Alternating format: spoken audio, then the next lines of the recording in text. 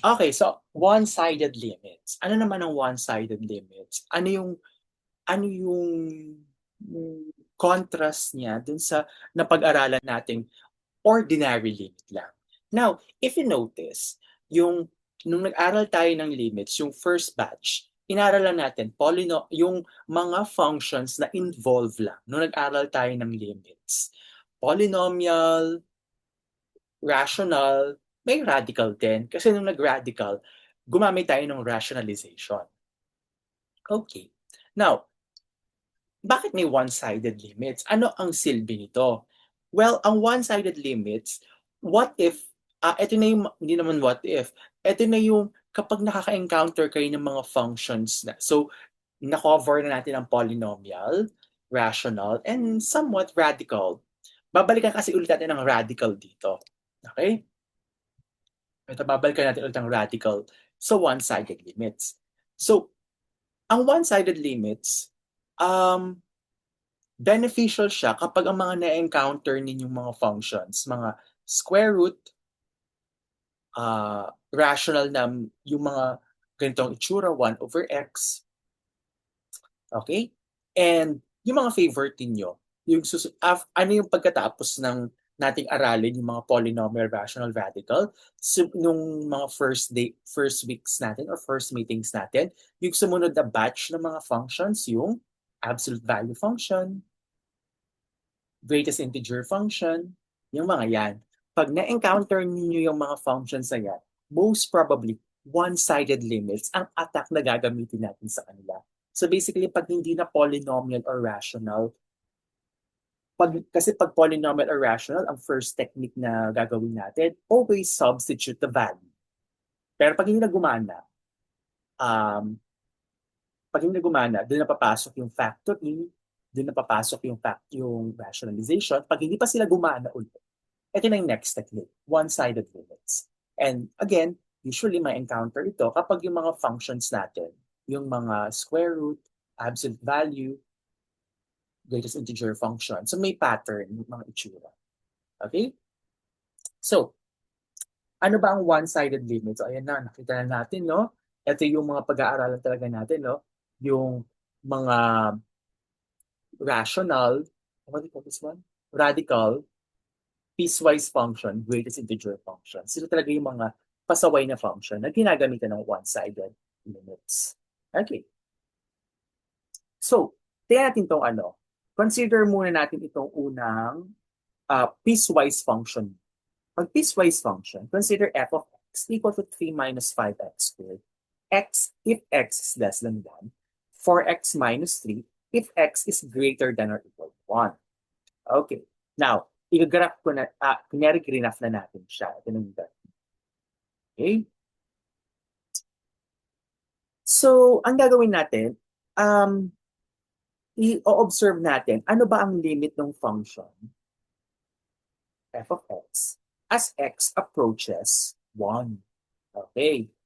So, titingnan natin. Again, kukunin natin, ano muna, graphical muna yung, di ba ganito natin inaral yung limits muna? Graphical muna. So, kukuha tayo ng unit interval na si 1 yung center. Okay, ito yun. Ito yung unit interval. 1 kasi ang haba nito, 1 din ang haba nito. Ito kunin natin. Tapos i-observe natin yung behavior ng mga numbers dito habang lumalapit sila kay 1.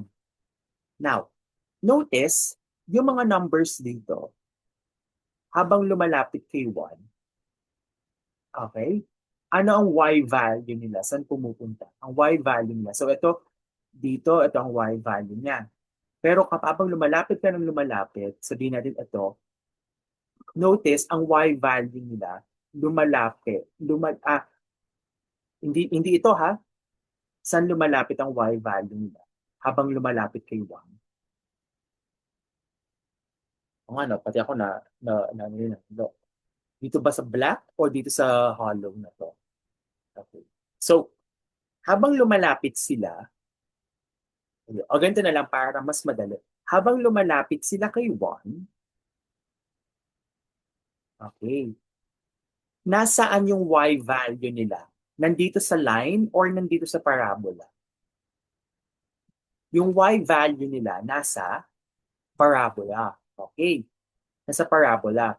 So, kung parabola, ito yon 3 minus 5x squared. So, ang value nila habang lumalapit kay 1, so kunyari, malapit na talaga kay 1, halimbawa, 0.99.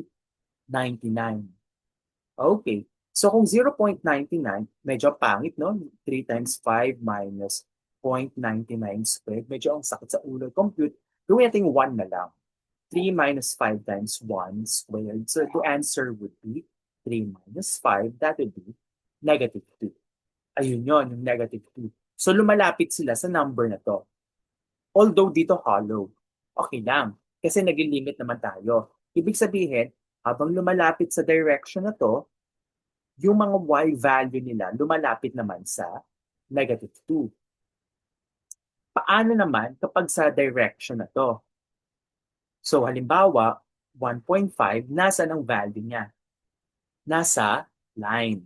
So habang papalapit sa line, ang papalapit dito, nandito sa line, dito natin i-identify yung y value nila. So ano yung y value naman nila? Halimbawa, 4 times 1.1 minus 3. So that would be 4.4 minus 3. So that would be 1.4. So pag niliitan mo pa 4 times 1.01 minus 3, that would be 4.04 minus 3, and that would be 1.04. So lumalapit ang value naman nila sa 1 dito. Habang lumalapit sila sa x equal to 1, lumalapit yung value nila sa y is equal to 1. Okay?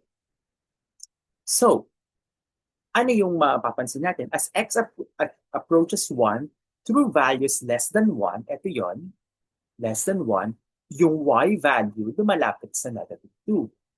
Pag lumalapit naman yung mga x sa 1 through values greater than 1, dito yon, yung y value naman nila nag-a-approach sa 1. Okay? So yun yung idea ng one-sided limits. Nagagamit siya kapag may may concept na ng piecewise functions. Okay? So far, ang attack natin, graphical ulit, para mapansin niyo para makita ninyo kung ano ba yung nangyayari pag one-sided limits. So mamaya, hahanap tayo ng computational technique ulit. Okay. So, let's consider another anomaly. An anomaly pagdating sa one-sided limits. Okay. So, let's consider square root of x. Tapos, observe natin dito sa 0. So, notice, kukuha tayo ulit ng unit interval na malapit sa 0. So, ano yung unit interval? Ito, negative 1 to 1. Ito yung unit interval. Now, kapag kumuha tayo ng numbers na malapit kay 0, kunyari dito sa direction na to, ano ang value nila? So kung 1, square root of 1, 1. Pag 1.5, square root of 0.5, 1. Pero the idea here, as you get closer and closer to 0, yung y value nila lumalapit kay 0 sa direction na to. Okay? Pero dito sa direction na to, wala tayong y value. Kasi walang graph doon. Okay? Walang graph doon. Basically, lang sinasabi, kunyari, negative 0.5. Parang kinukuha mo yung square root of negative 0.5. Hindi pwede yan.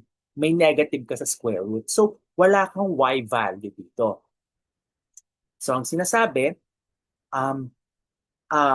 as we get closer and closer to 0, only from this direction, one direction lang siya, so one-sided. Kaya one-sided, wala dito sa part na to. Meron tayong limit. Okay, so as we approach the value here, may limit yung function natin. Okay? So, ano ang one-sided limits? Ito yung intuitive definition. The limit of f as x approaches a from the left is L if the values of f get closer and closer to L as the values of fx get closer and closer to A but are less than A. Okay? So, pag nakinig ko itong from the left, ang ibig sabihin lang nito, lahat ng mga numbers na less than A. Okay? Not necessarily equal to A, basta less than A. So, ang notation natin, limit of f is equal to L as x approaches A from the left. Okay? So, dito, ito yung part ng ito yung part ng 1 from the left. Ito naman yung part ng 1 from the right. Okay? Dito naman, ito yung 0 from the right. Ito yung 0 from the left. Okay? Similarly, the limit of f as x approaches A from the right is L if the values of f get closer and closer to L as the values of x get closer and closer to A but are greater than A. So ang notation naman natin, limit of f is equal to L as x approaches A from the right. So A plus naman. Ang ibig sabihin naman to from the right, lahat ng values ng x na mas malaki to A. Okay? So, mas malaki naman kay A. So, yan yung idea. And, of course, gagawin natin mamaya, mag-solve tayo. Paano sinosolve ulit itong mga ganitong problems? So, here is a very strong theorem. A strong theorem, ibig sabihin, pwede mo gamitin itong technique na to soon. Soon, mag-shine itong technique na to pag gusto mo ipakita that the limit or the limit exists. Okay? Sabi daw dito, limit of f is equal to L as x approaches A if and only if limit of f as x approaches A from the left is equal to limit of f as x approaches A from the right is equal to L. May number talaga. Okay? Importante to class ha, equal to L. May number talaga equal to 5 halimbawa. Kasi soon, makikita ninyo, what if ito ay positive infinity? Ito ay positive infinity. Equal sila. Pero ang infinity, limit does not exist in them. Okay? We will, pag-aaralan natin to soon. So, ibig sabihin, kahit infinity equal sila, the limit still does not exist. So, kailangan may numerical value pa talaga. So, sasabi nito, kapag ang limit mo from the left at ang limit mo from the right equal at may value, okay, yun yung limit nung function natin. Parang wala ka ng superscript dito nakalagay. Wala ka ng plus minus na nakalagay. Okay? So, ano yung sinasabi nito? So, di ba, nagsimula tayo sa ano? Ang una na, kasi ano to computational technique na ito. Ang una nating technique lagi, plug in. Pag hindi gumana yung plug in, factor. Tapos, pag hindi gumana yung factor, rationalization. Pag hindi gumana yung rationalization, ito na yung next technique natin. Observe mo yung limit from the left at i-observe mo rin yung limit from the right. Okay? So yan yung pang-apat technique na pwede natin gamitin pag naghahanap ng limit ng function. Of course, may computational techniques din itong mga ito. Okay? So, let's look at this part here. Ito na. Iwa one-sided limit interpretation na natin to. Ito yung kanina natin, no? F of x is equal to 3 minus 5x squared if x is less than 1. 4x minus 3 if x is greater than 1. So ano yung limit ng f of x? Nagawin natin, limit of f of x as x approaches 1 from the left. Okay, ito yung 1. Ano yung 1 from the left? All those numbers less than 1. Ang 1 from the right naman, all those numbers greater than 1. So, ganito gagawin natin. Sa Math 83, yung mga ganitong piecewise function na makakita tayo ng mga less than greater than, may magkakaroon tayo ng dalawang interpretations dito. This is the first interpretation, the one-sided limits interpretation. Ang ibig sabihin ang first interpretation natin dito, x less than 1, x approaches 1 from the left. Okay? Pag greater than 1, x approaches 1 from the right. Okay. So, ito ang function natin. Limit of f of x as x approaches 1 from the left. So, kung 1 from the left ka, sinong polynomial yung nagko-correspond sa 1 from the left? Ang nagko-correspond sa 1 from the left ay si 3 minus 5x squared. So, ibig sabihin, itong f of x, papalitan mo ng 3 minus 5x squared. Okay? Anong kagandahan niyan? Dahil ito, polynomial lang, naglilimit ka, kung ano yung technique natin sa polynomial, dun sa basic limits lang, yung ordinary limits, kahit may 1 from the left ka, you can just plug it in. 3 minus 5 times 1 squared. You don't need to do this. 3 times 5, 1 from the left squared. Ay, di pala. Kita. 3 minus 5 times 1 to the 1 from the left squared. Hindi mo na kailangan ilagay ito. Basta polynomial. Yun ang kagandahan ng polynomial. Regardless kung meron kang minus or plus dyan, plug in mo lang 3 minus 5 times 1 squared and you get your negative 2. So ang limit ng f as x approaches 1 from the left, nag-agree dun sa nakita natin graphically, which is negative 2. On the other hand, limit of f as x approaches 1 from the right, papalitan mo itong function na to. Okay, ano yung nagko-correspond sa x approaches 1 from the right? It is 4x minus 3. Okay? So kung 4x minus 3, again, polynomial ito. You can just substitute 1. 4 times 1 minus 3 and you get 1. Okay? So, ano masabi natin dito? Ang limit mo from the left may value and it exists. Ang limit mo from the right may value and it exists. However, their value are not equal or their values are not equal. At dahil hindi equal, negative 2 ay 1, the limit does not exist. Ang dahilan dyan, class, remember yung theorem natin, if the limit exists, ano yung next philosophy na tiyatan dyan? The limit is unique. Okay? Or is only one. Okay? Yun ang ibig sabihin ng unique. Nag-iisa lang. Hindi pwedeng limit as x approaches 1, meron kang dalawang limit sa pinupuntahan, negative 2, tsaka 1. Okay? So the limit should always exist. Should be unique. So, dahil hindi equal, does not exist tayo. Okay? O, di ba madali lang pala siya yung one-sided limit. Again, ano lang siya, it's in the proper interpretation. Kaya pag nag-exam, interpret nyo siya agad na ganito. Tapos, pag nakakita kayo ng ganitong function, replace nyo agad yung function by the appropriate component function. Kung ano yung nagko-correspond sa one from the left. Okay? Para madalian kayo mag-compute agad. Similarly, g of x equal to square root of x. So, square root of x.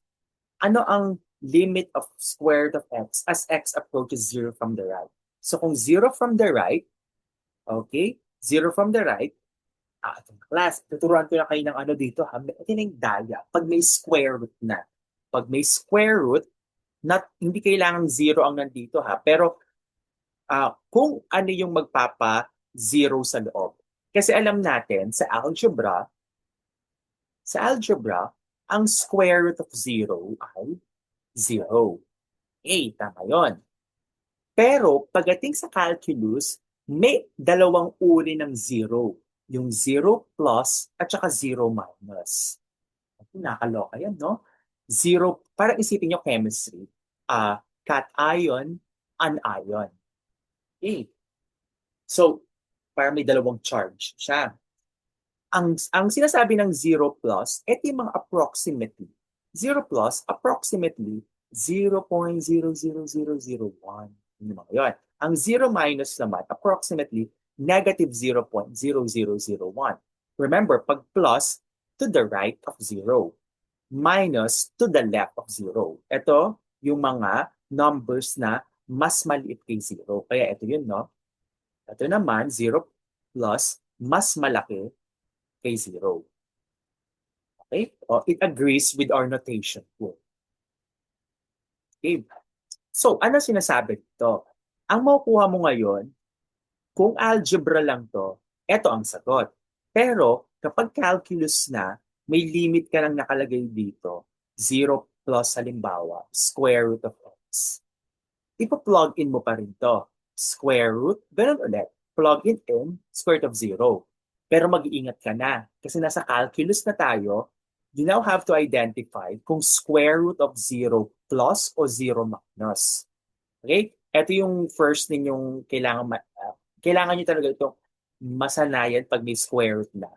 Kung square root to at galing kayo sa calculus question na limit, you have to identify kung 0 plus o 0 minus. Since it's 0 plus indicated dito, 0 plus to. So ang square root ng 0 plus, you can think of it as square root of 0.0001. Sobrang lita yan, it will be equal to 0. Okay? Again, pag may calculus ka na, limit, calculus concept ito, kailangan may identification ka na kung 0 plus o 0 minus. Pag may mga square root, fourth root, sixth root, okay? Pero kung cube root yan, limit of cube root of x as x approaches 0 from the right, hindi mo na kailangan, hindi mo na kailangan i-identify yung 0 plus o 0 minus. Kasi ang cube root of negative 8 may value naman negative 2. Pwede negative kapag cube root. Pag mga square root lang talaga bawal. Paano naman yung x approaches 0 from the left? Ang makukuha mo dyan is square root of 0 din. Pero dahil square root to, you have to identify kung 0 plus o 0 minus. Dahil minus ito, 0 minus to. So ano bang square root ng something negative? 0 minus. This would be square root of something negative does not exist. Okay, parang square root of ano yan, negative 0.000. At dahil ang square root ng negative, hindi real. Okay? So, anong sinasabi? Dahil ang limit mo as you approach from the right is 0, at ang limit mo from the left does not exist, dahil hindi sila equal, yung isa kasi 0, yung isa does not exist, automatically, limit of square root of x as x approaches 0 does not exist. Okay? Pero yung limit from the right nag-exist yung from the right nag-exist. Yung left hindi nag-exist. Okay? So ingat. So, halimbawa, ito pala, ito pala, ayun, may example dito. Limit of x as x approaches 0 from the right, left. Pa-plug in mo lang kasi polynomial lang ito. So, 0 from the left is just 0. Limit of cube root of x as x equals 0 from the left, cube root of 0 from the left. So, ano ba, parang isipin yung negative 0 yan. Negative of 0.001. Pwede kayong gumamit ng sample points kung gusto niyo. Okay? And it's 0. Dito lang talaga mag-iingat pag may mga square roots. Okay? Ayan na. Mag-ingat na class pag may mga square root at limits hindi lagi kaya mas safe talaga kapag may mga square root ka, nagle-left and right ka. Yun yung lagi namin sinasabi. So for example, you have limit as x approaches 1 from the 1. Limit as x approaches 1 from the right of square root of 1 minus x. Yan, 1 minus x. Ano gagawin natin? Ipa-plug in natin. 1 from the right. So ipa-plug in mo muna square root of 1 minus 1. And you get your square root of 0. So kailangan mo i-identify kung 0 plus or 0 minus. Okay? Pero dahil 1 from the right ka, ito ang technique na gagawin. Pagka-plug in, i-identify mo kasi kung plus or minus The next step that you have to do is, kasi 1 from the right, pipili ka ng number na nasa right ni 1. Ano nasa right ni 1? Magbigay ka ng sample point. 1.00001 halimbawa. So papalitan mo itong x ng 1.0001. Papalitan mo ito ngayon ng 1.0001. Ano ba ang 1 minus 1.001? Is it positive or negative? You don't need the actual value. 1 minus 1.001 is negative. So square root of 0 negative, that would be does not exist. Okay? So hindi to laging 0 yung nasa ilalim plus ha. Pwedeng kahit anong number to. Basta makakuha ka ng square root of 0, you have to identify kung plus or minus yung 0 natin sa loob ng square root. Yun yung ano dito, yung lesson natin dito. Hindi basta, baka isipin nyo, nag-a-apply lang kapag x approaches 0. No. Nag-a-apply siya pag nakakuha kayo ng square root of 0. Okay? So, recap natin sa nagagamit ang one-sided limits pag may piecewise at kapag may mga piecewise tsaka may mga square root of x. So, pagmasdan kung paano talaga sinasagutan si square root of x pag nakukuha yung square root of 0. Okay. Okay, so this is another, daming man dito, no?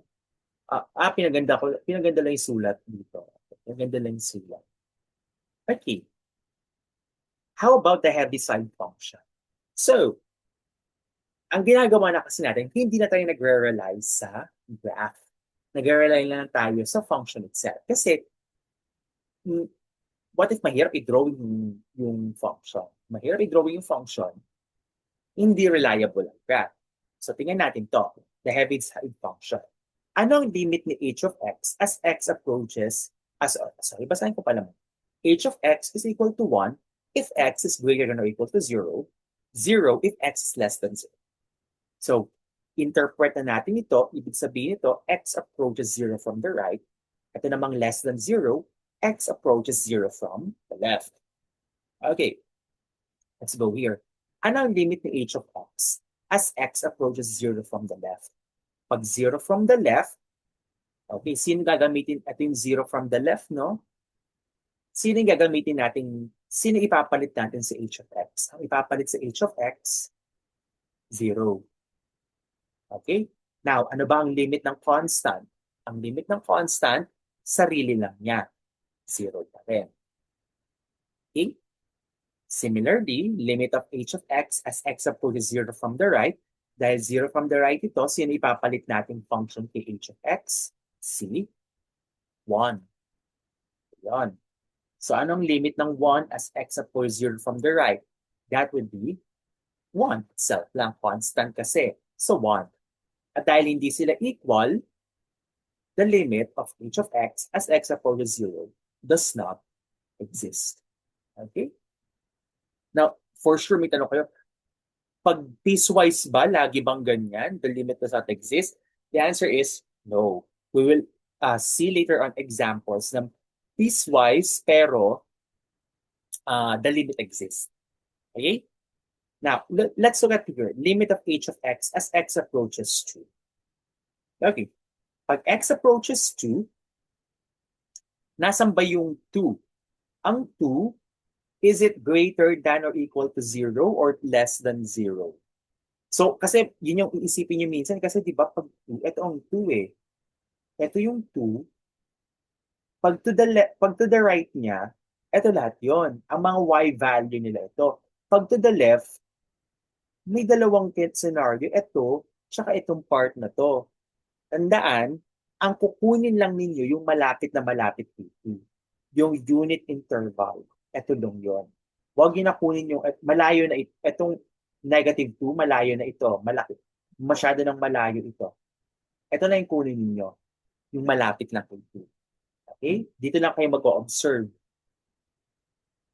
So, kung pagmamasa natin, ito yung malapit lang kay 2, limit of h of x, i-analyze mo yung 2 from the left at 2 from the right.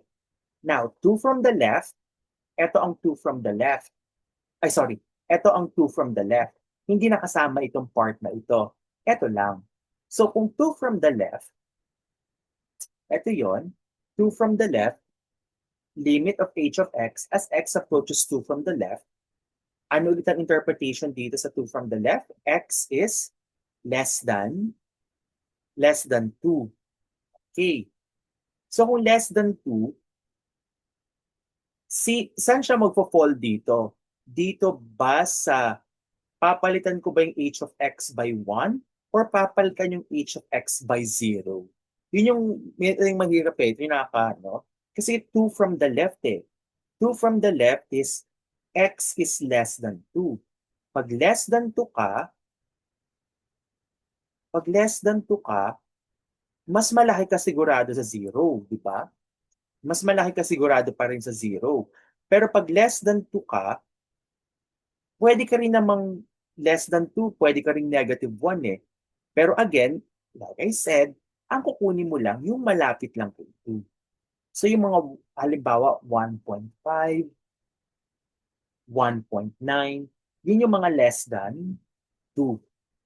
Okay? 1.9 is less than 2. Yung malapit lang talaga. Okay? Now, ang 1.9, is it greater than 0? Or iba na yung ano, no? Kasi papalitan mo ito eh. Ay, sorry. Papalitan mo tong h of x. Si h of x, nakadepende siya kay 0. Hindi siya nakadepende kay 2. So, ina-analyze natin ngayon si h of x nang may relate na kukuha tayo ng sample point dito okay, na malapit kay 2. Tapos, i-analyze natin siya in terms of 0 plus or 0 minus. Okay. Kasi 2 from the left, kunin mo 1.9. Punta ka ngayon dito, saan ba si 1.9? Ang 1.9 ba greater than 0 or 1.9 less than 0? Ang 1.9 is greater than 0. So, it means, ito yung gagamitin natin. 0 from the right. So, ang function natin ay 1. H of x will be replaced by 1. So, ano ba limit ng 1 as x approaches 2 from the left? Dahil ito ay constant, ang sagot dito ay 1. Similarly, ano ang limit of h of x as x approaches 2 from the right? Yung 2 from the right naman, ang piliin mo, 2.01. Ang 2.01, mas malaki ulit kay 0. At dahil mas malaki siya kay 0, etong h of x, papalitan mo ng 1 drop. At anong limit ng constant na 1 as x approaches 2 from the right? The answer is 1. At dahil equal sila, ang limit natin, 1. So the limit exists. Okay? So hindi porque piecewise laging the limit sa exists ha. You have to be careful. And again, dito, yung mga sample points niyo, it really has to be very close to the number para ma-analyze yun ng tama. Okay? Hindi yung, huwag kayo mabagabag kung may mga dito, masyadong, pag 1 halimbawa, itong 1, okay din to. Ang i-observe nyo lang, pag 1, kunyari limit as x approaches 1 from the left, yung malapit lang sa kanya. Ito lang. Huwag nyo nang palakihin mula dyan. So, dito lang yung makukuha.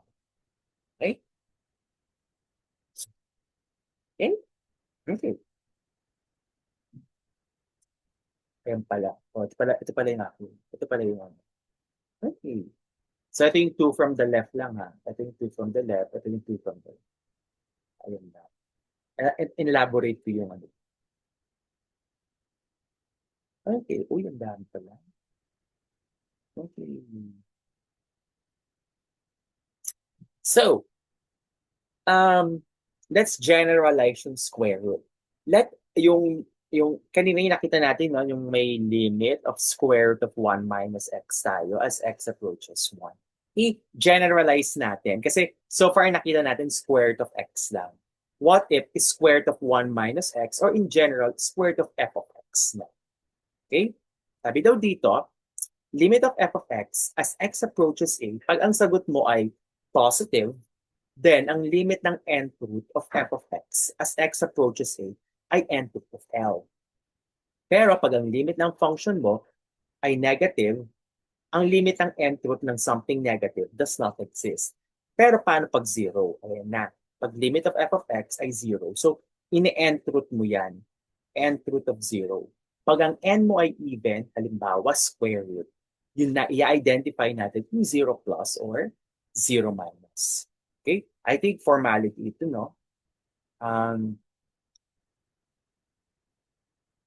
Okay. Um, medyo tsaka ang mga example. Okay. Medyo tsaka. Ayoko, hindi ako focus dito sa Hindi ako focus sa mga sa part na to. Medyo masyadong masyadong abstract. Okay. So, let's look at an example. Limit of square root of 2x squared plus x minus 1 as x approaches negative 1 from the left. Diba? Parang medyo may square root ka. So, mag-iingat ka na hindi mag-zero yung loob, no? So, ano gagawin mo lang? Ang gagawin mo, first step, it's always, yung favorite part ninyo, mag-substitute. Okay? So, substitute lagi. First step. So, pagka-substitute ninyo, makukuha ninyo 2 times negative 1 squared plus negative 1 minus 1. So, you get square root of 2 minus 2 square root of 0. Na, so papagabag na kayo pag nakakuha kayo ng square root of 0. So, what do you do? I-identify mo ngayon kung 0 plus or 0 minus ito. Kung 0 plus, the answer is 0. Kung 0 minus, the answer is does not exist. Now, how do you do this? Now, ang ginagawa ng mga students, nagtatansya talaga sila. Kukuha kayo ng dito, kukuha kayo ng random sample point. So, kung negative 1 from the left, ano ba yung ito yung negative 1? Ano bang nasa left niya? Negative 1.01, yung malapit sa kanya. Now, ang ginagawa ng iba, papalitan nila to 2 times negative 1.01 squared plus negative 1.01 minus 1. Which is correct naman, pero i-square mo to, imagine mo, negative 1.01 times negative 1.01. Nakakatakot mag-arithmetic. Okay? Tama pa rin yon, yung method na yon, kasi ang goal mo lang naman ma-identify kung 0 plus o 0 minus. Ang goal mo, squared plus, minus 1.01 minus 1. Ang goal mo, malaman lang kung positive ito or negative. You don't care for the actual value. You just cared about the sign. So, bahala ka kung gusto mo i-compute yan para malaman lang kung plus or minus. An easier way is to factor this one. Kung factorable. Halimbawa, 2x squared plus x minus 1. Dahil nag-zero siya, ibig sabihin, itong negative 1, it's a root or x-interception ito. Okay? It's a 0 or an x-intercept. So, pwede mo siya i-factor as 2 times x minus 1 times x plus 1. Yun yung hint doon. Pag 0 na commutative plus, ibig sabihin, pwede ito i-factor. At makukuha mo kung x minus, kung negative 1 to, lipat mo sa kabila, x plus 1. Yung isang factor na, x plus 1. Or kung hindi siya maisip na, kung hindi niya naisip yung factor na yon, okay lang, kaya siyang i-factor pa rin talaga. Ito yung factor. 2x minus 1 times x plus 1. So, nung naano nyo na factor nyo, plug in nyo ulit, negative 1. So, you get 2 times negative 1 minus 1 times negative 1 plus 1. So, ano 2 times negative 1 minus 1? Negative 3. Anong negative 1 plus 1? 0. Okay, so anong square root of negative 3 times 0? Negative 3 times 0 is 0. Square root of 0. So ito yung nagpapataya sa inyo. Ito yung magpapadecide. Okay? So gagawin natin. Pipili kayo ng random number, negative 1.01. Halimbawa, ano question mo? Okay. Sa secret. Tingnan ko Tingnan, pag-isipan pa namin kung pwede kayo maggamit ng scientific calculator sa exam. Pag may scientific calculator, di madali na to, di ba? Plug in lang. Plug in lang. Pero kunyari ba kayong scientific calculator? Ito yung technique. Okay? Para kunyari na-hold up kayo, nawala yung binaha kayo on the way to sa exam. Nasira ang scientific calculator dahil binaha kayo. Di ba? Meron kayong technique, another technique. Okay? Partigan namin kung papagamit din namin ito sa October. Okay? So, halimbawa, negative 1.01 yung sample point nyo. Negative 1.01, plug in mo dito. Ito naman yung nagpapa-zero, x plus 1. Dito, kahit hindi mo napalitan ito kung gusto mo, sige, palitan mo parente. 2 times negative 1.01 minus 1. Hindi naman siya mag-zero Negative 3 point something lang yan.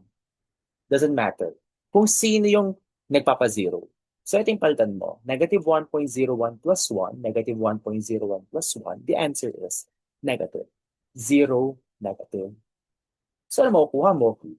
Okay, baka sabihin nyo, negative 3 times 0, negative 2. Kasi 0 times negative 0, tapos negative 2, i-adapt mo na yung negative. Hindi ganun na. Kasi remember, ito yung 0 from the left. So, mga halimbawa, ano ba tong negative 1 plus negative 1.01 plus 1? That's negative 0.01. So, negative 0.01 times negative 3. Negative multiplied by negative, that would be positive. So, iti-take into consideration pa itong negative sign dito. So, paano nangyayari? Negative 3 multiplied by negative 0. Ang weird, no? May sign na ang 0. Sa calculus, may sign na ang 0. 0 negative times negative 3, the answer would be 0 positive. Again, yung idea dito, ito yung negative 0.01. Negative times negative, positive. So, 0 plus, the limit would be 0. Okay? So, ang limit natin dito, 0. Paano naman pag 1 from the right? Ayan. Pag negative 1 from the right, ganun ulit. Substitute, makukuha mo pa rin 0. Then you go to the same process. Factor mo to 2 times x minus 1 times x plus 1. Pag plinogin mo yon, 2 times negative 1 minus 1, you get negative 3 times negative 1 plus 1, 0. Negative 3 times 0, square root of 0. So, kailangan mo i-identify ulit, square root of 0. So, dahil negative 1 from the right ka, kuha ka ng sample point na nasa right ni negative 1. Halimbawa, negative 0.9. Yung malapit na malapit talaga, class, ha? So, negative 0.9, pwede mo palitan yan, 2 times negative 0.9 minus 1. Okay, that will still be negative something. Okay? Tapos, ito yung kasi yung nagpapa-zero. Negative 9 plus 1, ay negative 0.9 plus 1, that would be negative, positive 0.1. So, ang sign natin, 0 plus. Okay? So, you don't care about this actual value. So, meron ka ditong something negative multiplied by something positive, negative multiplied by positive, negative. So, 0 minus. Ang square ng 0 minus does not exist. And therefore, combining the two together, limit of square root of 2x squared plus x minus 1, as x approaches negative 1, okay, tatanggalin mo na yung super square, does not exist. Ayan ha, pag may square root, ayan yung mga technique pag may mga square roots na. Ingat lagi pag may mga square root of 0. Kung hindi naman square root of 0 ang nakuha dito, yung square root of 1, hindi mo na kailangan alam kung plus or minus. May sagot na talaga dyan. Square root of 1 is 1. Okay? Kung ang nakuha nyo is square root of negative 4, does not exist. Okay? Pero pag square root of 0, yun lang kailangan i-identify talaga kung 0 plus, 0 minus. Okay? And yung ipa-plug in yung number, depende dito ha. Hindi yung, porque nakakita kayo ng 0 dito, ang ipa-plug in mo na dito, 0 plus, that would be 0.01. 0 point, imbis na negative point tayo ng plinog, 0.01. So, makuha mo talaga doon, chamba ka, nakachamba. Nakachamba ka ng ng sagot. Pero mali yung solution. Chumamba ka lang na 0 plus pa rin yung nailagay mo. Okay? Pero mag-ingat. Nakadepende dito ang ipa-plug in yung number. Okay? Para malaman yung sign ng 0. Let's look at this next example. Ayan, mga puro piecewise. Puro piecewise, nagpapasaway ang mga yan. So, you have this f of x equal to x squared minus x minus 2 over x plus 1. If x is less than 0, square root of 4 minus x. If x is between 0 and 4, x squared minus 5x. X squared minus 5x plus 4 if x is greater than 4. The question is, anong limit ni f as x approaches 4? Usually, ganito naman talaga pag piecewise. pinapahirapan kayo, papahanap yung limit dito sa mga endpoints na ito. Okay. Interpret natin isa-isa yung mga endpoints. Itong part na to, I think x approaches 0 from the left. Ito namang sa ilalim, x approaches 4 from the right. Ito na yung medyo masalimuot, yung sandwich na. Hiwalayin mo lang yan. Remember, ang ibig sabihin nito, x is greater than or equal to 0. So sa part na yon, x greater than or equal to 0, x approaches 0 from the right. Sa part naman na to, x is less than or equal to 4, x approaches 4 from the left. Okay? So, hatiin mo lang siya. So, mag-limit tayo from the left and right. Limit of f of x as x approaches 4 from the left. Ano yung 4 from the left? Dahil 4 from the left, it corresponds to this function. Papalitan mo yung f ng square root of 4 minus x. Okay? So, we plug in lang, square root of 4 minus 4, we get square root of 0. Ayun na naman, square root of 0. So, square root of 0, you have to identify kung plus or minus. So, dahil 4 from the left ka, pili ka ng sample point. Ano bang sample point? 4 from the left at 3.99. Plug in mo yon, square root of 4 minus 3.99, you get square root of something positive. So, ang ano mo, 0 plus. Ito ay square root of 0 plus. Anong square root of 0 plus? 0. On the other hand, paano naman kapag limit of x approaches 4 from the right? Pag 4 from the right, ito naman yung function natin. Palitan mo yung f of x by x squared minus 5x plus 4. So kung 4 from the right, magiging ano lang ito, dahil polynomial, plug in mo lang, 4 squared. Hindi mo na kailangan ng plus doon. Hindi na kaganda ng polynomial, no? You can ignore this, yung mga plus minus. 4 squared minus 5 times 4 plus 4, you get 16 minus 20 plus 4, you get 0. So 0 ang nakuha. So dahil equal sila, the limit exists and the limit of f as x approaches 4 is equal to 0. So hindi, ayan, at yung example kasi, hindi porke piecewise laging the limit does not exist, ha? The limit may still exist. Okay? At ang sagot ay 0. Okay? So, ayan, marunong na kayo mag-one-sided. Okay. Paano naman kapag negative 1? Okay, pag negative 1. Nasaan ang negative 1 dito, class? Saan nagfo-fall yung category ng negative 1? So kapag ito yung 0, ito yung 4, ito yung negative 1. Itong part na to, ito yung negative 1 from the left. Nakakahilo, daming sign, negative 1 from the left. Ito naman yung negative 1 from the right. Pero like I said, unit interval lang ito. Yung malapit lang sa negative 1. So ito yung 0 to negative. Negative 2 to 0. Malayo na itong form na to. Okay. So, ano gagawin natin? Gagawin natin, so, ito yung negative 1, ito yung 0, ito yung negative. We'll just observe this part here.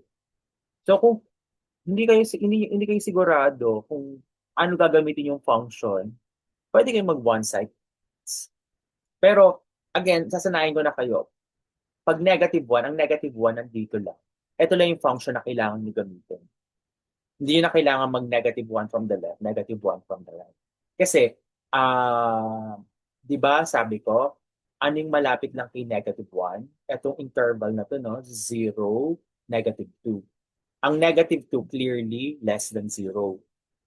Yung 0, itong mga parts na to, mas late din kay 0. So, ito lang yung kailangan mo gamitin. But if you're not convinced, pwede kayo mag-limit from the left and from the right. Matrabaho nga lang. Hindi siya efficient, pero kung hindi kayo sure, kung talagang nababagabag kayo, pwede kayo mag-left and right. So, halimbawa, limit of f of x as x approaches negative 1 from the left. So, kung negative 1 from the left, ito yung negative 1, no? Ito yung negative 2. So, ano yung mga values na nasa left ni negative 1? Halimbawa, negative 1.01. Negative 1.01 is less than 0. So, ating gagamitin natin function. So, f of x will be replaced by x squared minus x minus 2 over x plus 1.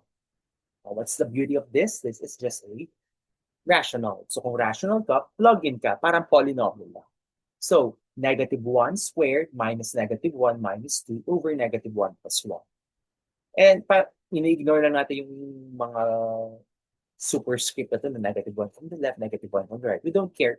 Pag polynomial or rational, we actually don't care about the superscript ng one side. Ignore nyo lang yan. So, 0 over 0 ang makukuha mo. Indeterminate. So, kailangan mo i-factor.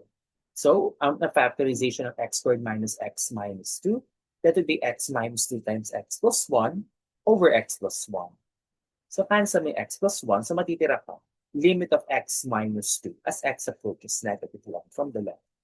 Dahil ito ay polynomial na lang, plug in mo lang. Negative 1 minus 2, you get negative 3. Okay? Similarly, limit of f of x as x approaches negative 1 from the right. Kung negative 1 from the right ka naman, ito yung 0, ano yung mga numbers na nasa right yung negative 1? Yung malapit, negative 0.99. Ang negative 0.99, mas maliit pa rin kay 0. So ito yung function na kailangan natin.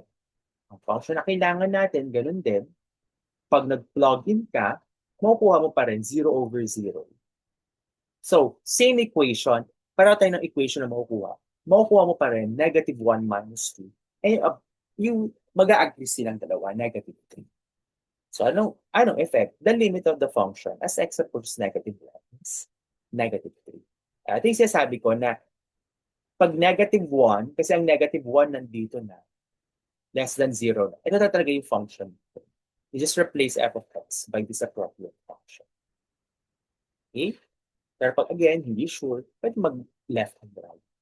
Pero ganun pa rin na makukuha yung dapat na sa to. Okay? Now, let's recall this. Absolute value of x. O, yan ba? Last week lang to. Anong absolute value of x ulit? Absolute value of x, kasi piecewise to, di ba? Is x if x is greater than or equal to 0, negative x if x is less than 0. So, interpret natin ito later on. Ito, magiging x approaches 0 from the right. Ito naman, x approaches 0 from the left.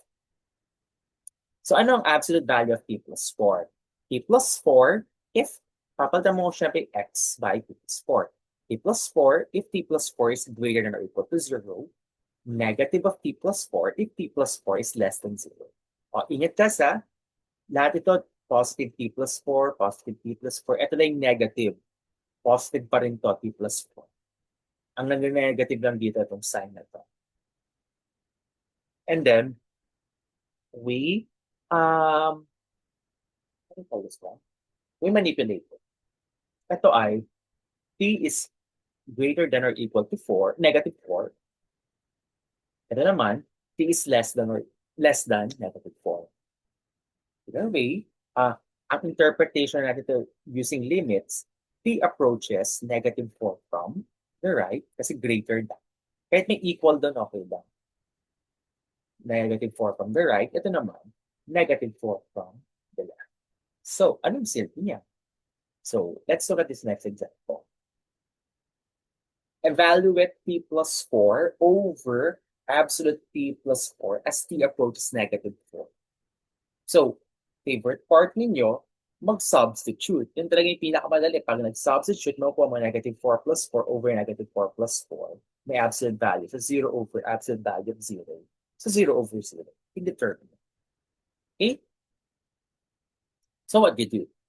Ito na yung mga pasaway. So, ano yung mga pasaway na function natin? Piecewise, ay yung mga nakita natin, no? Piecewise, square root, absolute value. Ang absolute value kasi ay isang uri ng piecewise din. So, pag naka-encounter kayo ng square, ng absolute value, at nag-0, wala yung sabihin kabahan na kayo, mas maganda siguro to be on the safe side, mag one-sided limits kayo. Basta mga piecewise yung mga ganyan, one-sided talaga ang magandang attack. Pag mga piecewise, if everything else failed, basta kasi naninibago pa kayo sa limit. Pag one-sided talaga, mag-ano kayo, pag may mga piecewise, mag one-sided talaga. So, ang gagawin natin, t plus 4. Etong negative 4, hati ito sa dalawang case. Negative 4 from the left and negative 4 from the right. So kung negative 4 from the left, okay, ito yung nandito kanina. Ito, ay ito lamang yun. Okay, so kung negative 4 from the left, this function here, kanina kasi puro f of x, no? Pero ito yung f of x natin. F of x. So, ang buong f of x pala natin, t plus 4 over absolute value of t plus 4. So, meron kang t plus 4 over absolute value of t plus 4. Ito, papihin lang yan. Pero, negative 4 from the left, ano yung nagpo-correspond sa negative 4 from the left? That would be negative of t plus 4.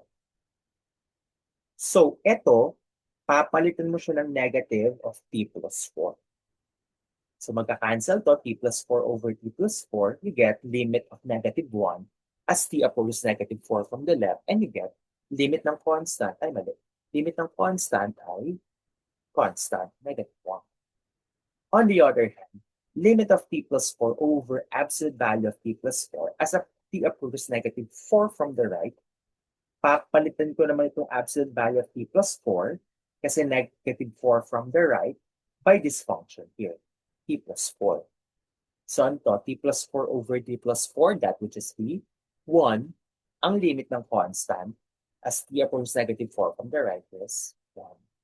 At dahil hindi sila equal, the limit does not exist. Okay? Di ba? Madali na pala. Basta pa yan yung mga piecewise, square root, absolute value.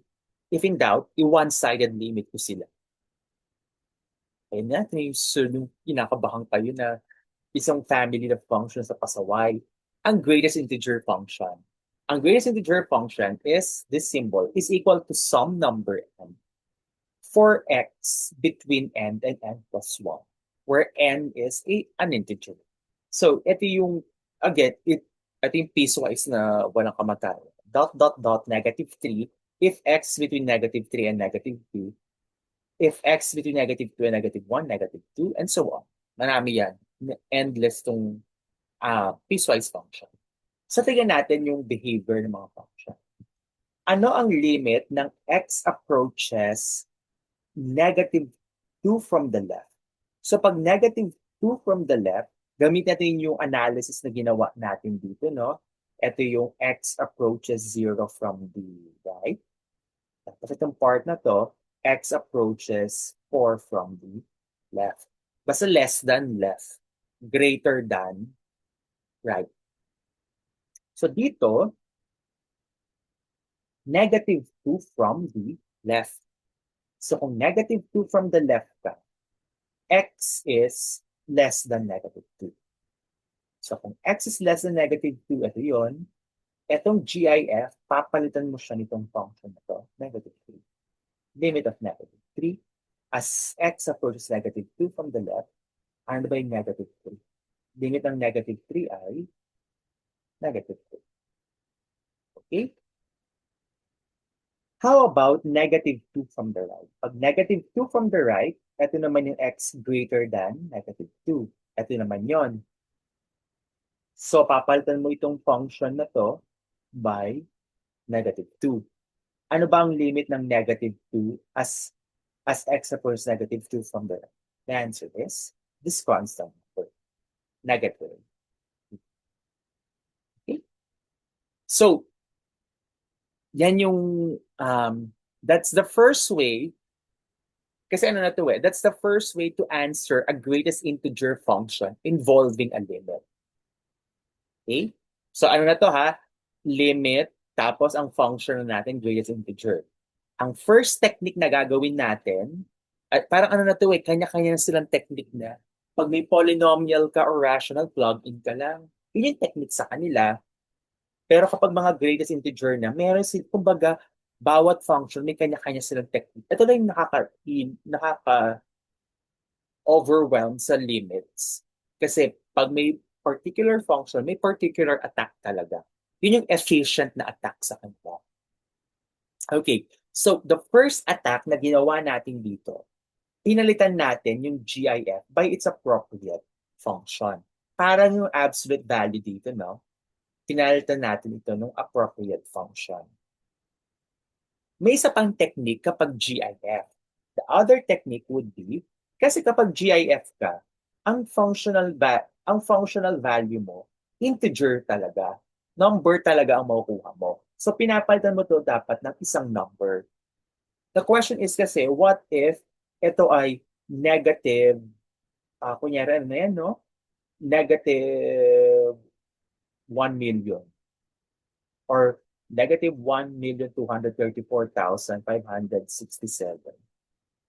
Tapos, ang function mo dito ay 2x minus 1. May GIF ng ganyan.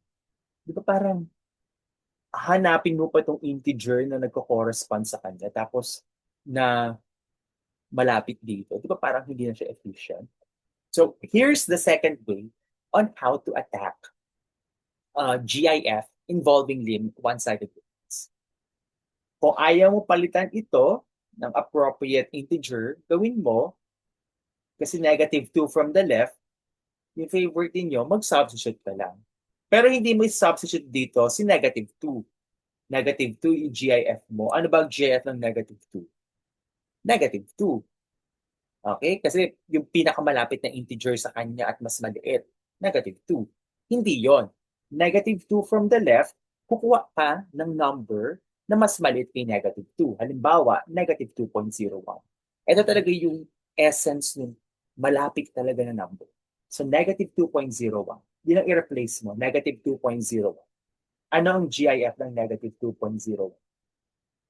Ano ang integer na malapit sa kanya at mas maliit? Ang malapit sa kanya at mas maliit na integer, negative 3. And you get the same answer. Negative 3. Ipa-plug in mo. So dito, negative 2 from the right. Anong number ang malapit kay negative 2 from the right? Negative 1.99. Ano ang GIF ng negative 1.99? Negative 2. And you get the same answer. Negative 2. So yun yung efficient, in my opinion, efficient, mag-plug in ka ng value. Parang kamukha niyo sa square root, no? Na ipa-plug in ka ng sample points. Pero dito, not necessarily zero ang makukuha mo. May number ka talaga makukuha. Okay? So, what if limit of as x approaches 1/2 of GIF of x? So, gamitin natin yung technique na bago natin, no? X approaches 1/2 from the left, tsaka 1/2 from the right. So, kung 1/2 from the left, okay, 1/2 from the left. Ano ba ang 1/2 from the left? 0.5. Ano malapit na number 0.5 from the left? 0.5 from the left ay 0.45. Yan. So ano GIF ng 0.45? 0.45, that would be malapit na integer sa kanya na mas maliita, 0. So you get 0. Ano naman yung 1/2 from the right? 1/2 from the right, 0.55. Ano ang GIF ng 0.55? Yung malapit din sa kanya at mas maliit, 0 din. So, ang limit nito, 0. At dahil equal sila, ang limit ng GIF as x approaches 1/2, hindi mo na kailangan ng superscripts ng minus, negative, and positive. The limit is 0. Okay? So, yun yung magandang technique. Yun yung attack natin kapag GIF. Magpa-plug in ka talaga ng values. Okay. Ang mga katakot-takot dito pag nagsama yung GIF at saka square root, yung mga katakot-takot. So, yan. Mas general na. GIF of 2x minus 1. So, later on, babalikan natin yung technique na ganito. Pag nagko-continuity na tayo, yung test for continuous function. For now, gamitin natin yung technique na ginawa natin. Okay? Yung magpa-plug in lang tayo. So, limit of 2x minus 1 as x approaches 1/2 from the left. So kung 1/2 from the left, pili ka ng number. Kasi may GIF ka eh. Pili ka ng number. 1/2 from the left, that would be 0.5, no? 0.5 from the left, so 0.45. Alam mo, mas dali 0.4. Medyo malayo na kasi. Actually, ang 0.4 plus malayo sa 0.5. 0.4, pero madali kasi mag-compute. 2 times 0.4 minus 1, get the 0.2 minus 1. So you get negative 0.2. Ano ang GIF ng negative 0.2? Mas maliit na integer sa kanya, negative 1. Ayun, nalabas na. How about 2x minus 1? 1/2 from the right. So 1/2 from the right, 0.6 na lang. So dali. 2 times 0.6, 1.2. 1.2 minus 1, 0.2. Ano GIF ng 0.0? 0. Dahil hindi sila equal, negative 1 to, 0 to, the limit as x approaches 2x minus 1, a GIF as x approaches 1/2 does not exist. Okay? Paano naman pag 1/4? Doon ulit, if in doubt, di mag 1/4 from the left, 1/4 from the right. 1/4 from the left, that would be 0.75, halimbawa. So kung 0.70, ay sorry, 1/4 is 0.25, sorry. 0.25, so something close to 0.25, 0.2 na lang. Ito left yan, no? 0.2, no? 0.2. 2 times 0.2 minus 1, that would be 0.4 minus 1, negative 0.6. Ano GIF ng negative 0.6? Negative 0.6, that would be 0. Ay, sorry. Negative 0.6. Negative 1. Negative 0.6. Negative 1. Mas maliit pala sa kanya. Mas maliit. Negative 1. Okay. 1/4 from the right, 0.25. Mas malaki sa kanya, 0.3 na lang. So 2 times 0.3 minus 1, that would be 0.6 minus 1, negative 0.4. Ano GIF ng negative 0.4? That would be negative 1. So dahil equal sila, the limit of GIF of 2x minus 1 as x approaches 1/4 is equal to negative 1. Okay? Okay? Okay na. Ayan na. Yung mga techniques sa pag GIF ha. Okay. Hindi ko na ano to. Hindi ko na ito yung generalization ng GIF, pero masyado lang abstract to. So I'm going to skip this slide here. Okay? So let's look at this example here. Mas maganda mag-focus kayo sa example. Limit of the GIF of negative x over 5 as x approaches 5 from the right. Okay. So ganun na ulit yung technique class. 5 from the right. Okay. So hindi na natin i-identify na ganito, no? Yung aalamin natin yung mga parts ng GIF natin, yung functions. Pero soon babalikan natin yung technique na to. Okay. Pag 5 from the right, ano bang 5 from the right? Halimbawa, ano mas malaki sa 5? 5 ito pala no, 5.001. So negative 5.001 over 5. Kunyari wala kang calculator, pwede mong isulat ito as negative 5, kasi ito ano to no, 5 plus 0.001 over 5. So that is equal to 5 over 5 plus 0.001 over 5. Pero may negative ka sa labas. Yun, negative. So, distribute yung negative 5 over 5 minus 0.01 over 5. We get negative 1 minus 0.01 over 5. So, makukuha mo, negative 1 point something. You don't actually care about the actual value. Kailangan mo naman talaga malaman kung saan ka lalapit na number. Kasi negative 1 something to. Ito yung negative 1, ito yung negative 1 point something. Yung integer na mas maliit sa kanya, negative 2. So, ang sagot doon, negative 2. On the other hand, pag 5 from the left naman, okay, pag 5 from the left, piliin mo naman 4.99, negative 4.99 over 5, okay, that would be negative 0 point something. Bakit siya negative 0 point something? Kasi mas maliit itong numerator sa denominator, di ba? So, alam ka, halimbawa, 4/5. Ang 4/5 ay 0 point, I think 0.8. Tama ba? 4/5. Ay, no. 0.2, 0.8. 0.8 ang 4/5. 0.8. 4/5 is 0.8. So, ibig sabihin, kapag mas malaki yung denominator mo sa numerator mo, yung decimal mo magsisimula sa 0 yan. So, ito, mas malaki kasi yung denominator mo sa numerator mo. It's negative 0 point something. So, ano yung integer na mas maliit sa kanya? Negative 0 point something. That would be negative 1. At dahil ang negative 1, hindi equals to negative 2. Okay? Okay, dahil hindi sila equal, the limit does not exist. So, limit of GIF of negative x over 5 as x approaches 5 does not exist. Okay? How about negative 2 from the right? Pag negative 2 from the right naman, ganun ulit, plug in ka lang, wag ito yung mismong number na ipa-plug nyo class, negative of negative 2 over 5.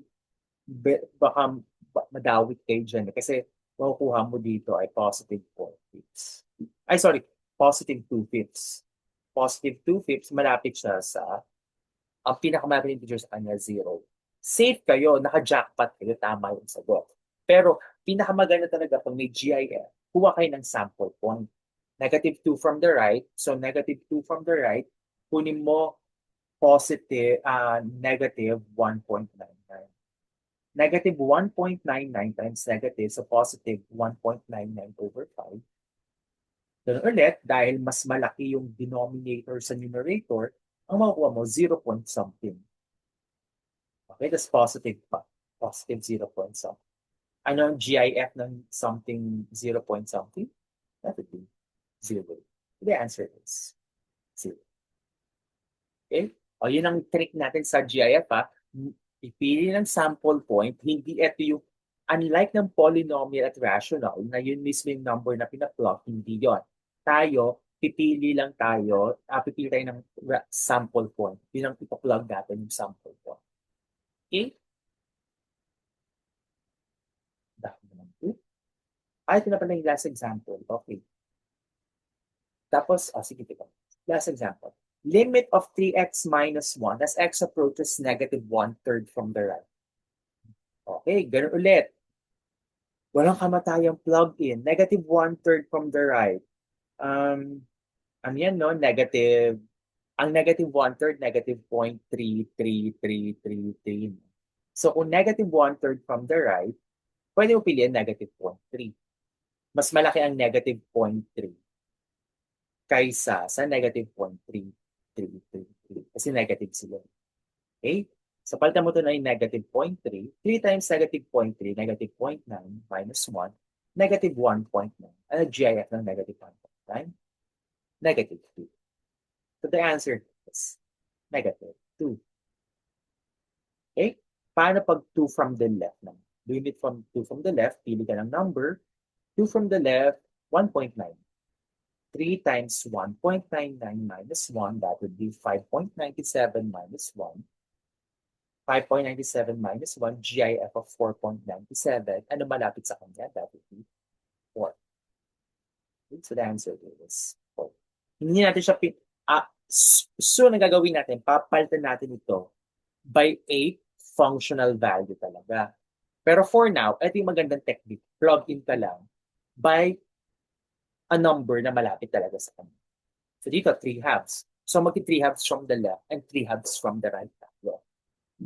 So kung 3 halves from the left, ano ba 3 halves from the left? Ano to 3 halves? So 1.5, no? So piliin natin 1.4 halimbawa. 3 times 1.4, minus 1, that would be, well, definitely mas malaki ito sa 1. Okay? Mas malaki ito sa 1. So, ito ay, tatamad ako ba ito? 1.4, 1.4, 1.4, 12, carry 1, 1, 2, 3, 4, 4.2, minus 1, 3.2. So, 3.2 ito. Okay? So, pag nag-plug in ka, 1/4, ay 3 halves from the left, 1.4. Ano GIF ng 3.2? GIF ng 3.2 ay 3. Okay? Now, 3 halves from the right naman, 1.6 gamitin natin. 3 times 1.6, 1.6 times 3, 18, 1, 4.8, minus 1, 3.8. Ano GIF ng 3.8? 3. So dahil pareho sila, 3 is equal to 3, ang limit as x approaches 3 halves ng GIF of 3x minus 1. Okay? Okay, ito exercises na. So, sige nga, tingnan natin yung mga, may graphing. O, sige, tingnan natin to. May ano dito, examples ng graphing din. Daan natin examples ng graphing. So, find limit of f of x if you're given x approaches 1. So, and exercise. So, hatiin natin, no? Ito x approaches 1 from the left, 1 from the left. Ito, x approaches 1 from the right. X approaches 1 from the left. Okay. So, pag tinignan natin, 1 from the left, etong f of x, papalitan mo ng 1 minus x squared over x minus 1. 1 from the left will be f of x will be replaced by 1 minus x squared over 1 minus x. Dahil rational ka, plug in ka lang. Pag plug in mo yan, 1 minus 1, 0, 1 minus 1, 0. So, indeterminate ka, factor mo to, 1 minus x times 1 plus x. Cancel yung 1 minus x. Malitira 1 plus x. Plug in mo na lang kasi polynomial ito, 1 plus 1. Okay? Similarly, 1 from the left, 1 from the right ito. Mali ang aking notation. 1 from the right. Okay. 1 from the right, that would be limit of 1 minus square root of x plus 8. Plug in mo lang, 1 minus square root of 1 plus 8. Tapos sure na ito, ito 0. 1 minus square root of 9. 3 lang yan. Hindi mo na kailangan mag-9 from the left, 9 from the right. 0 lang yun na. So 0 lang yun class. 0 from the left, 0 from the right. So 1 minus 3. Negative 3. At dahil hindi equal, the limit does not exist. Okay? Parang lang siya. Paano naman ito? Ayan, patakot-takot. X squared minus 2x over GIF x minus x. 2 from the right. Okay. Now, here's the trick here. Pag plinogin mo yung 2, kasi may polynomial, may rational ka, no? Parang pinaghalo na yung rational tsaka GIF. Paano pag ganito na yung problem, guys? Yan. Hindi na stand-alone yung GIF. Okay, here's the trick na ituturo sa inyo. Pag nakahalo na yung GIF sa... Kasi may dalawang uri ng pagkakahalo ang GIF. May pagkakahalo na ganitong itsura.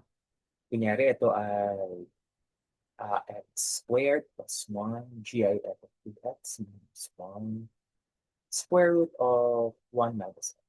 Ayan, nakahalo, may f of x.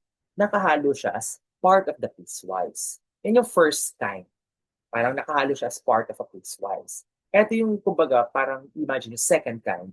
Parang nakahalo siya in one expression. Ito tatlong expression kasi ito one expression. Okay. Kanina, ang ginawa natin, ito yung masakit sa ulo sa GIF. Depende sa itsura niya.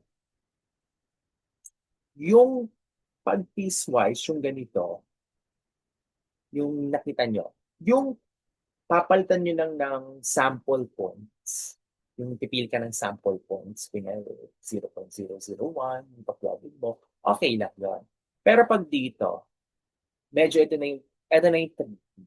Hindi ka basta-basta pwede magpasok ng sample. Pwede ka magpasok ng sample point, pero pag pinasok mo yung sample point, may mangyayaring magic. Ano yung sinasabi ko doon? Okay, ito muna. What's our favorite trick muna? Kapag may limit problem tayo. The first trick that you do is you plug in the value. So 2 squared minus 2 times 2 over GIF of 2 minus 2. You get in the numerator 0 over 0. Kasi ang GIF ng 2 ay 2 pa rin. 2 minus 2 is 0. So you get an indeterminate. Now, how do you attack this kind of problem? So, di ba pag indeterminate, ang ibig sabihin nun, meron kang certain factor na pwedeng tanggalin sa numerator at denominator. At yung factor na yon, x minus 2. Okay, yun yung ililipat mo lang ito sa kabila, x minus 2. Yun yung gusto mo i-factor out. So, ano gagawin natin? Paano lalabas yung x minus? Dito kasi lalabas na yung x minus 2, no? X times x minus 2. Paano lalabas ang x minus 2 rito sa baba? Yun yung tanong. Okay, ganito gagawin natin. Kasi, in reality talaga, ang ginagawa natin dito, yung nagpa-plug in lang tayo, efficient technique siya. Basically, daya siya. Nanadaya lang tayo para mabilis mag-solve. Okay? But later on, gagamitin natin yung long method. Ito yung short method kasi, yung daya. Ang long method talaga is we really have to spell out yung function. I-spell out talaga natin yan. Hindi siya efficient, pero it can answer a lot of different styles of questions. So yung kagandahan niya. Hindi siya efficient, pero not only ito yung mga sagutan niya, pati yung problem natin na bago, masasagutan niya rin yun. Yung x squared minus 2x over GIF of x minus x. Masasagutan niya rin yun. Okay? So, what we're going to do is we're going to go back to the original. Itong original solution. Bakit babalikan to? Okay. Ang GIF of any function, remember, ang GIF ng negative 0.9, ang sagot dito ay negative 1. GIF of 0.2, the answer is 0. So what you expect is the answer should always be an integer. So ang GIF ng kahit anong expression na nasa loob, it should always be an integer. So, etong function na to, mapapalitan siya ng particular integer talaga. May integer na papalit sa kanya, etong buong to. So, anong ibig sabihin nun? Adopting that notion, pag ganito ang itsura ng GIF, nakahalo na siya, you have to replace it by its appropriate functional value. Or ano yung appropriate integer value niya. Kasi 2 from the right ka, palitan mo lang ito ng any number 2 from the right. Anong 2 from the right? 2.01. Ano ang GIF ng 2.01? That would be 2. So, papalitan mo ito by 2 lang. Etong buong to. Kasi 2 from the right ka eh. Di ba ang GIF of x ay equal sa negative 1 if x is between 0 and, positive 1 na. 1, positive 2 if x is between 1 and 2, 3 if x is, ano ba to? Teka lang ha. Teka lang, parang mali yata to. Mali. GIF of x is equal to, kapag ang x mo ay between 0, halimbawa, tama, 0 and 1, ang sagot ay 0. Halimbawa, 0.5 eh. 0.50. Kapag ang x mo ay between 1 and 1 to 2, the answer here would be 1. Yun. Pag ang x mo between 2 to 3, The answer is 2. And so on. Marami pa yan. So, ano nakikita mo? X approaches 2 from the right. Ito yung part na yon. X approaches 2 from the right. Ano yung ipapalit mong function sa kanya? 2. Yun yon. Para ka nagpa-plug in lang din. Either you appeal to the original definition or papalitan mo to. Kung papalitan mo ba ito ng 2, 2.01, GIF ng 2.01, the answer is 2. So this will be 2 minus x. So meron ka ng x squared minus 2x over 2 minus x.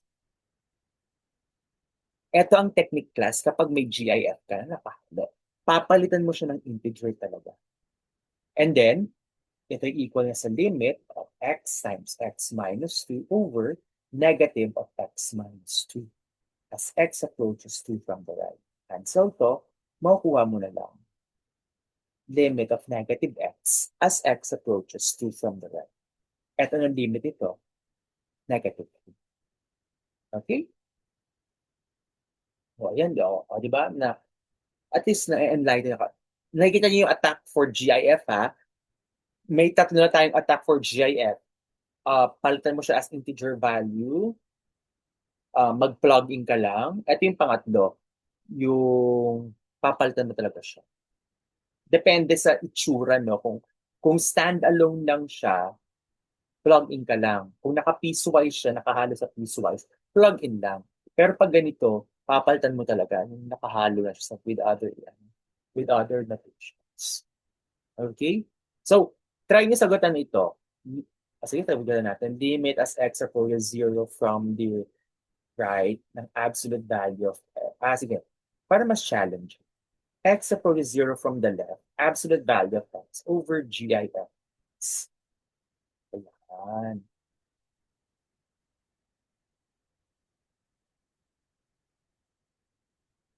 Okay. O, paano yan? So, dalawa na, no? Yung absolute value of x.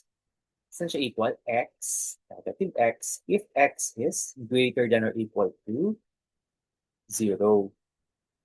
Negative x if x is less than 0. So I think x approaches 0 from the left. Itong negative x, itong absolute value of x, papalitan mo siya ng x. Ba't natin pinapalitan nga pala, class? Kasi pag pilitan mo ito ng 0 lang, absolute value of 0 over GIF of 0, ang makukuha mo, 0 over 0. So, palitan mo ito, okay? Papalitan mo ito ngayon by negative x. Paano naman yung GIF of x? Pili ka, 0 from the left naman. Ano yung 0 from the left? 0 from the left, negative 0.01. Ano GIF ng negative 0.01? Negative 1. So papalitan mo ito ng negative 1. So may limit ka dito as x approaches 0 from the left. Pero ano itong negative x over negative 1? Limit of x as x approaches 0 from the left. And the answer is, limit ng x, ito, polynomial na lang, sasagot dito, 0. Okay, so ang limit, no, di ba? Limit ng absolute value of x over GIF of x as x approaches 0 from the left. The answer is 0. Try nyo naman, limit as x approaches 0 from the right of absolute value of x of GIF of x. 0 from the right naman. Diba ito? Para masanay kayo na magkakahalo na sila. Okay? Okay, let's, ihalo ko na rin itong next topic na to. So, di ba parang ano naman pa yun? Kasi may topic tayo na graphing function din. So, sketch the graph. So, ano to? Mag-graph tayo ng function, pero ang given lang tayo ay domain, tapos may mga limits na tayo. Paano natin iano? Para matuto kayong magbasa ng limits from a function. So, sketch the example of a function f satisfying all of the following. Domain mo from negative 2 to 2 lang. So, ibig sabihin dito ka lang mag-drawing. Negative 2 to 2. Okay? F of negative 2 is 2. Okay, so meron kang point negative 2, 2.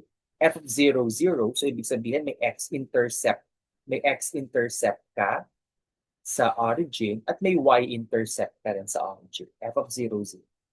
Kasi ano ito f of 0, y-intercept, f of x equal to 0, x-intercept. So 0, 0. Origin. Then, limit as f of x as x approaches -2 from the right is 1. Ito ang technique na gagawin nyo, class, pag may mga ganito. Ang gawin mo, -2 from the right, 1, meron ka pa rin, consider mo yung point na -2, 1. Okay? Ito yung -2, x yun. -2, tapos yung y mo, 1. Pero dahil limit ka lang, di ba pag limit ka, ano yung sinasabi? Pag limit ka, x approaches -2 from the right, but you are not actually equal to -2. Kailangan mo yung idea na yun talaga. Lumalapit ka lang kay -2 from the right, pero hindi ka talaga equal kay -2. So dahil hindi ka equal kay -2, etong -2, 1, hollow point ka. Etong dalawang ito, -2, 2, ito ay shaded point. Ito naman, 0, 0, shaded din ito. Okay? So ito naman, -2, 1, -2, 1, hollow ito. So you collect all those points. Okay? Ito naman, 0 from the left, 0. So 0, 0, hollow to. Pero meron ka na ditong shaded, no? So, mangyayari, shaded, hollow, shaded lang. Okay? May shaded part ka. Tapos ito, 0, 1, may 0, 1 ka rin. Ang 0, 1, hollow ulit yan. Basta lahat ng mga may limits, hollow yan. Okay? 0, 1, hollow. And finally, 2, -2, hollow. Okay? O, ingat ha, ito ay -2, 2. Okay? 2, -2. So, ang gagawin mo, kukolektahin mo lahat muna ng mga hollow and shaded points. Ayun. Okay? So, ay, excited. Okay. Huwag niyo muna pansinin yung mga lines natin, yung mga yan. Huwag niyo muna pansinin, ha? Excited din, may sagot na agad. So, tignan natin yung mga limits. Babasahin kasi natin yung limit eh. Dito na tayo mag-graph, -2, 2. So, ito yung -2, 2. Ito yon, -2, 2. 0, 0. Ito yon, -2, 1. -2, 1. Ayun yung hollow point na yon. -2, 1. 0, 0, hollow, pero hollow shaded, shaded na. And then 0, 1, ayun yun, 0, ay, sino 0, 1? Parang mali. Parang may mali. 0, 1. Ito ang 0, 1. May mali. Mali ang aking drawing. Wait lang ha. Mali itong drawing na to. Sorry. Mali ang drawing. Ito ang 0, 1.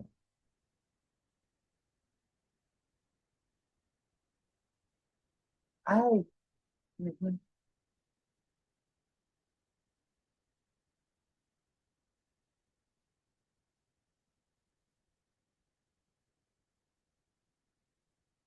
Teka lang ha. Nabobo rin ako bigla. 0, 1.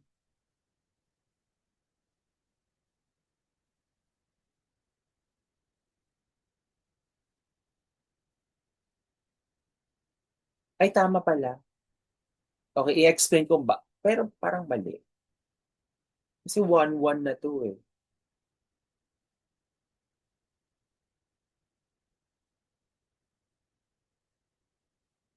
Teka lang ha, ako'y nahilo rin ako bigla. Bakit ganito ito? Parang may mali.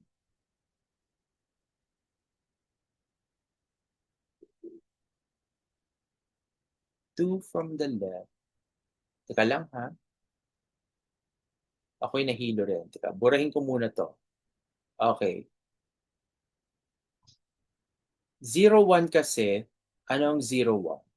Ito yung 0-1, no?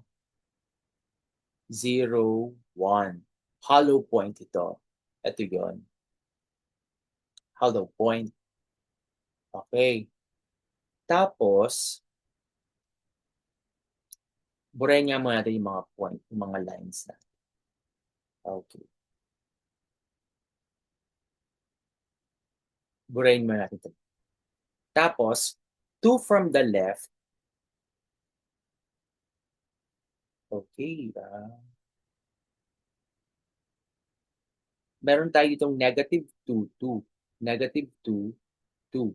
Negative 2, 2. Ito yun. Tapos, 2, negative 2. 2, negative 2. Ito yun. 2, negative 2.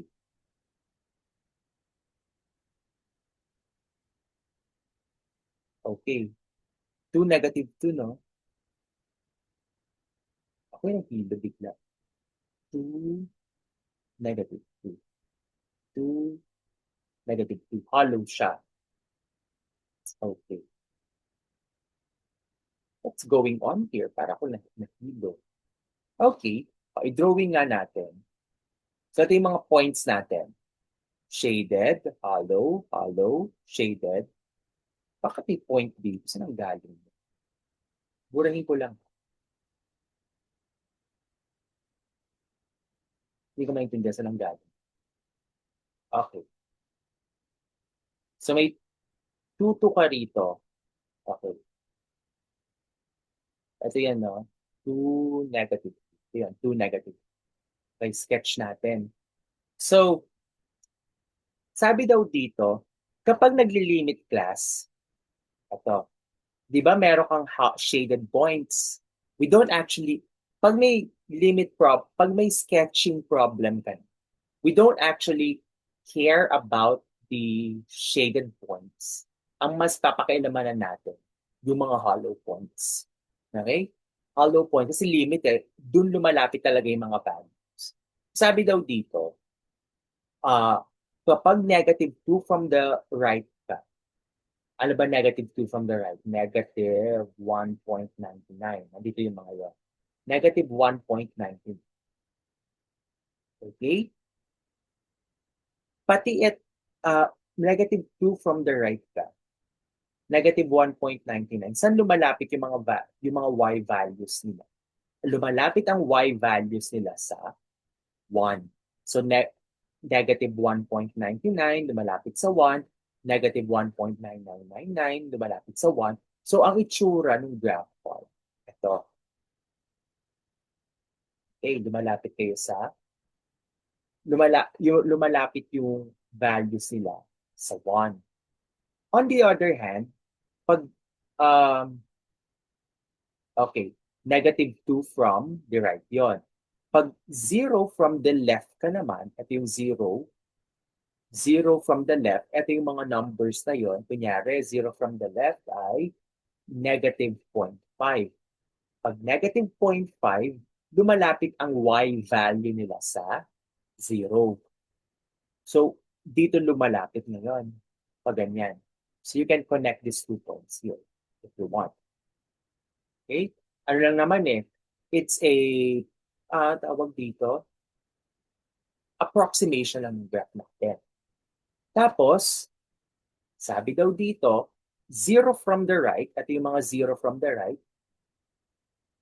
Ito yung mga yun, no? 0 from the right, ang value nila, halimbawa 1.5 or actually 1, lumalapit ang value nila sa 1. Okay? So, ang value nila lumalapit sa 1. Pag ganon. Okay. Tapos, 2 from the left, 2 from the left, at yung mga 2 from the left, saan lumalapit ang value? Sa negative 2. So, kunyari, negative 1.9. Ay, sorry. Negative 1.9. Ang value nila malapit na sa negative. So, ito yung point. So, you can be creative. Pwede mo pagdugtungin itong dalawa. Gusto. Pwede pa ganun. Pwede mo pagdugtungin. Kahit crooked yan, okay lang. Pero at least, pwede mo pagdugtungin yung idea. And you get your point. Okay? You get your particular graph. Okay, may question? Ito graphing, pag-aralan ko ng maigi kung paano itong graphing na ito. Sige, may question? Sige, dito na lang tayo. Next meeting na yung ano. Sa Friday na lang yung infinite limits. Kasi baka medyo na too much information na rin kayo. May question tayo? Okay, ako wala. Thank you very much for attending. See you all on Zoom pa tayo ng Friday ulit, no? Okay, so